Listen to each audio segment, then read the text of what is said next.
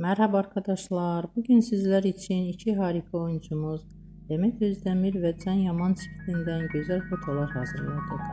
Onlar Erkenci Kuş dizisinde birlikte rol almış ve sevgili olmuşlar ve yakın zamanlarda yollarını ayırmışlar. Biz de sizler için onların romantik karelerini hazırladık.